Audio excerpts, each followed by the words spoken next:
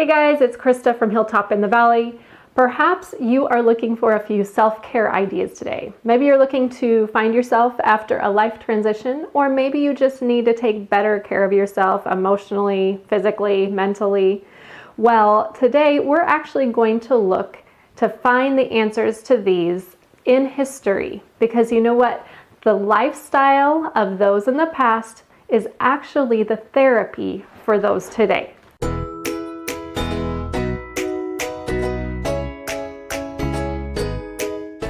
So maybe it wasn't your grandma. Perhaps your grandmother never knitted or canned.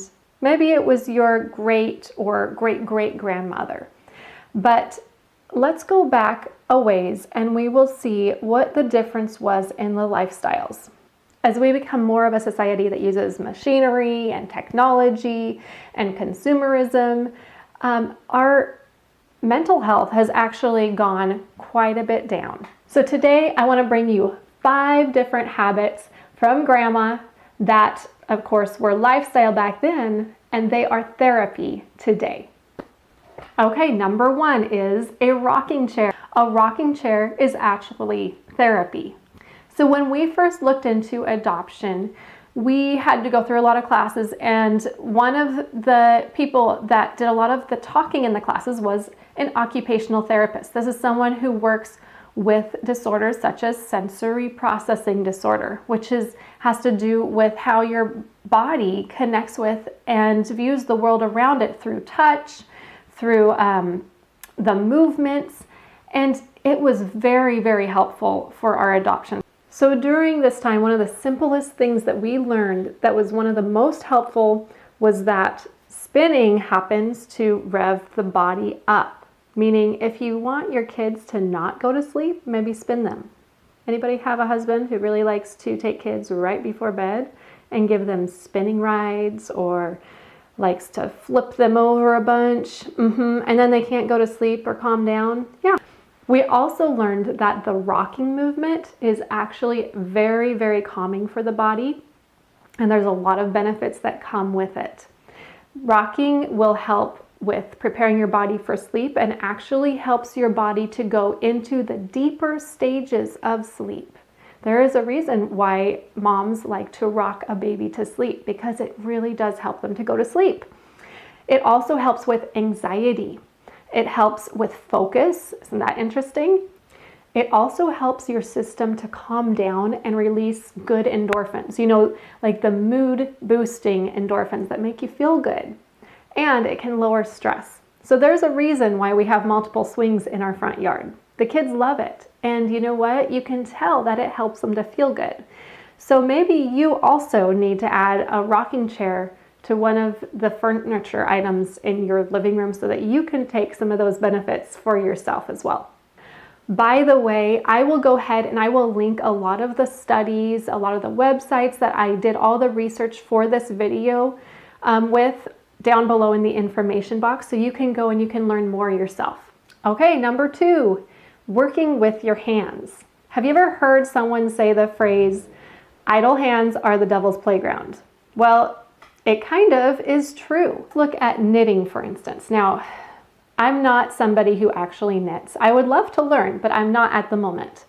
But researchers have looked at knitting and they have found that this activity actually lowers your heart rate by 11 beats per minute. What are some other activities that someone might do on the couch? You could have sewing, needlework. I used to love to draw constantly as a kid. That would be so calming and relaxing for me. My husband does leather work, felt work. There's all sorts of different things that you can do working with your hands, right? Another study linked this specifically knitting with helping to keep one sharp.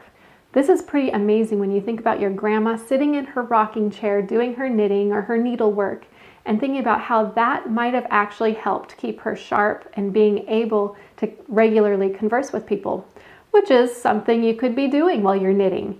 And that happens to be also very therapeutic. Another activity that is working with your hands, I just had to pop in here because I have to mention this one, and it happens to be number 3. is making homemade bread. Now don't laugh at me on this one. If you know my channel, you know that I do a lot of bread making videos on this channel. If you haven't checked them out, as soon as you're done here, go and click on my beginner's sourdough einkorn bread recipe, which is pretty much the easiest einkorn sourdough bread recipe you're going to run into.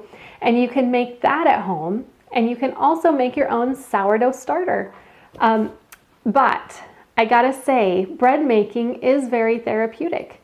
There's so much that goes on, and I found so many different articles on this topic connecting bread making with being therapeutic. It was very interesting. A lot of this came from around the year 2020, interestingly, because guess what? During that year, a lot of people were stuck at home and they needed something to do. There was a lot of stress going on that year, and a lot of people found that this hobby, this activity of making bread was very therapeutic for them and fun. So the things that happen when you're making bread, there's a lot of sensory play going on with your fingers. You know, it is handwork going on. You're having to think about measurements. You're having to think about what the next steps are, and it really slows your brain down. So when we are in such a rush day to day, doing an activity like this helps us to bring ourselves into the moment and focus on one thing at a time. It also involves a lot of creativity because, hey, who wants to add some herbs to their bread, or who wants to add some cinnamon and raisins? But there's a lot of creativity that goes in there. And you know what? It's really great when you make something that you get to enjoy it. And so then you've got this dopamine rush because yes, you've worked really hard, but it's not like the rush of when you're on the phone looking at Facebook and you're just getting it hit over and over again. You're actually having to slow yourself down and work towards it. And so it's coming to you naturally, and you get to enjoy bread in the end. And who doesn't like to enjoy a good slice of bread? Okay, along with this one, I mean, you could add in baking, you could add in just cooking. Any of those things could be therapy because it's going to do the same thing and bring you into the moment. I do think there is something specific about the bread making, though, that is a handwork because your fingers really have to get involved in it. And that does add a little bit more to the activity. All right, number 4 is getting out into the dirt. Now, I know that there's a whole thing about kids loving to be in the dirt, but you look back 100 years and people were around the dirt probably almost every single day, a lot more than people are around the dirt every single day today. And you think about grandma who had a victory garden. She would go out and she would get stuff from her garden, bring it in and can it. So today we might not live outside unless it is 100 degrees and we're hot and we don't have air conditioning and we need to find some kind of way to stay cool. We go to the river or something like that. But I'm talking about a way of life where you are out in the dirt and you are doing things consistently day to day that are bringing your hands into the soil.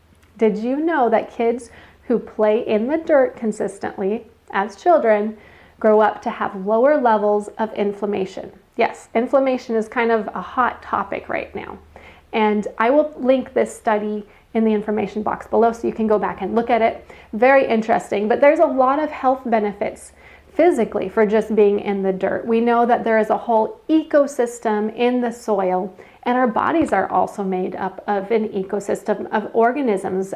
You hear a lot about our guts just being this whole different family of organisms that we need to keep balanced and healthy inside of us.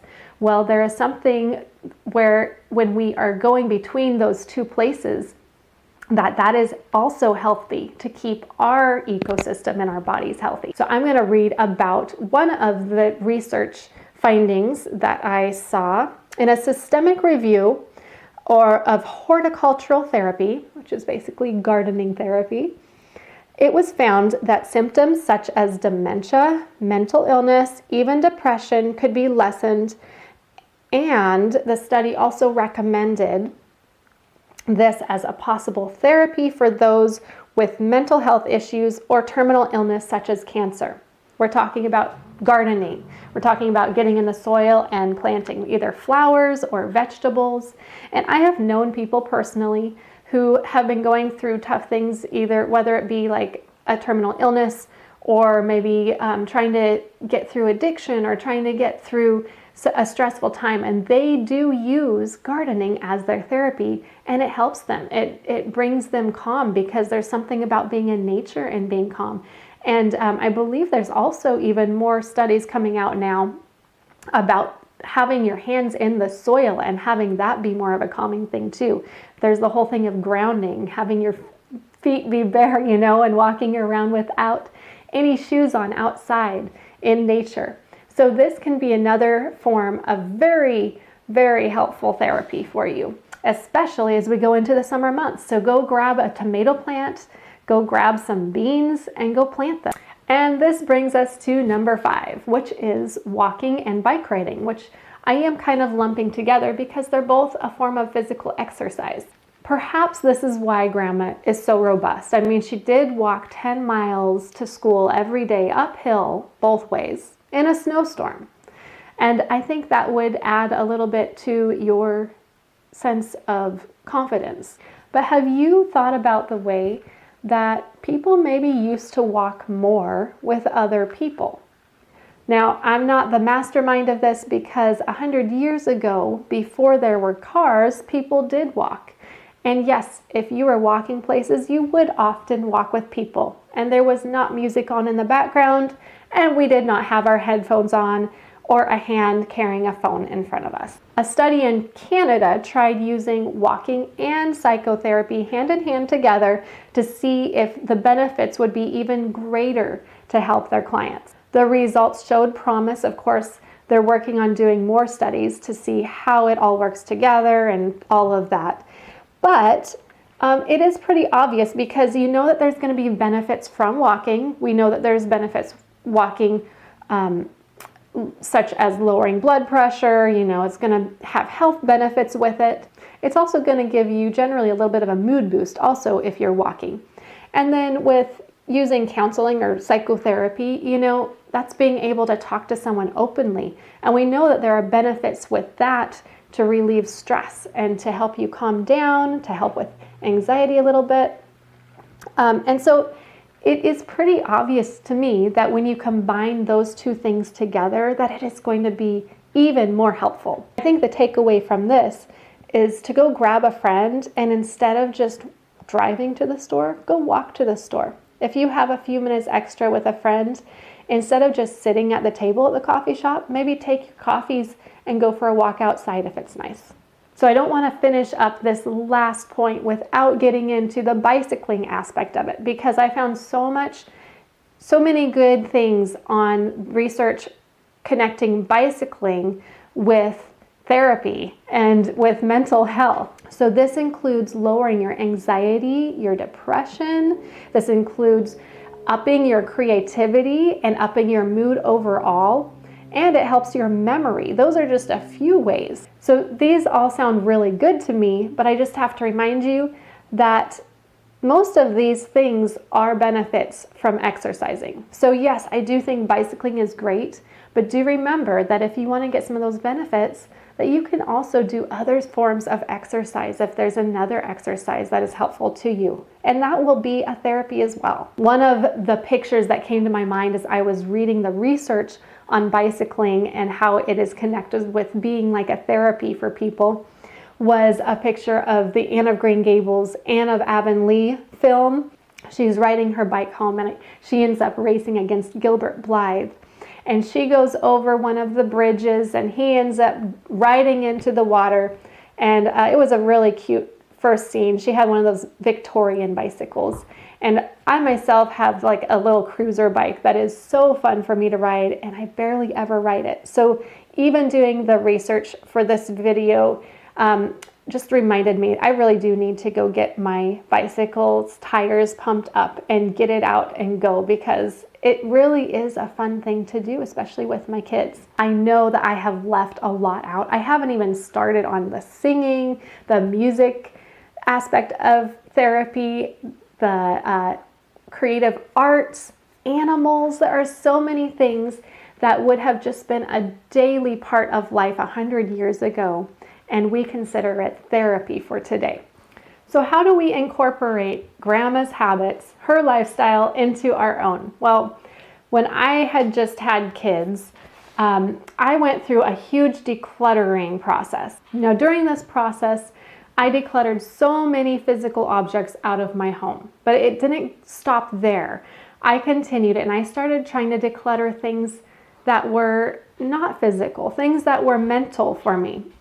Now, just like with addiction, when you change a habit, you can't just say, no, I don't want to do this anymore. You actually have to replace your old habit with a new habit because it is so ingrained in you, you need to replace it with something. For instance, if you are trying to kick a coffee habit, let's say you don't want to do the caffeine anymore, then you need to replace your coffee habit with something that's kind of similar, but is still going to give you the pleasure that coffee gave you. So maybe you get a tea that is a rich flavored tea and you add milk with it, but you make sure that it's something close and something that is going to give you the same type of joy that coffee gave you. It's the same idea when you are trying to change your lifestyle habits to be more like grandma's, incorporating more of those lifestyle habits that act more like therapy for you.